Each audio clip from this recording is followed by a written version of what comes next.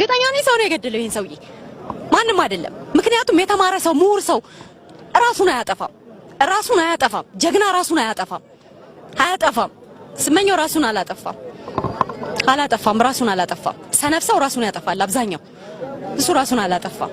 ጧት ከነበርሽ ወይም ደግሞ የነበሩ ሰዎች እዚህ ጋር ካናገርሽ ስለነበሩ ሰዎች ነበሩና ሲናገሩ ማለት ነው ዳር ላይ ማለት ትላንትና ስልጠና ላይ ነበር ምናምን እያሉ ሲያወሩ እየሰማቸው ነው። ያው መቼም አቁመህ እንትን ብለን ኢንተርቪው አታረግም ሰውን እንደንትን እና መኪናው ከኋላ ኮፈኑ ተከፍቶ ነበር የሚሉ ሰዎች አሉ።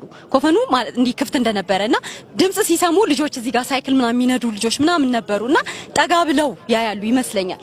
ከዛ በኋላ በጊዜው በሩ ተከፍቷል ማለት ክፍት ነው በሩ እንደተከፈተ ነው እንግዲህ እዛች ጋር ሲሰማ የነበረው ገብቷል።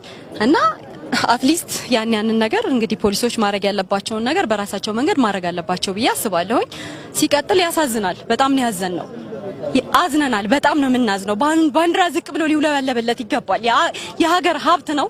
ያሳዝናል። በጣም ነው የሚያሳዝነው። ህልሙን አይቶ ጨርሶ ቢያልፍ ምንም አልነበረም። ያሳዝናል። የተማረ ዕውቀት ያለው ጭንቅላት ያለው እዚህ ሀገር ላይ መኖር አይችልም ማለት ነው። ይሄ አሻራ ምናምን ሊይዙበት ነው ያን ነገር የተጠቀሙት። ስለዚህ ዝም ተብሎ ሜዳ ላይ ተጥሎ ነው የሚሄደው። አትሊስት ይሄ ሰው ማለት የሀገር ሀብት ነው። የኢትዮጵያ ልጅ ነው። ታላቅ ነገር እየሰራልን ያለ ጀግና ነው። ደሙ ሜዳ ላይ እንዲፈሰው ማለት ነው። ቢያንስ የቀበሌ ቤት ብቻ ሲፈርስ ነው እንዴ የሚታጠረው?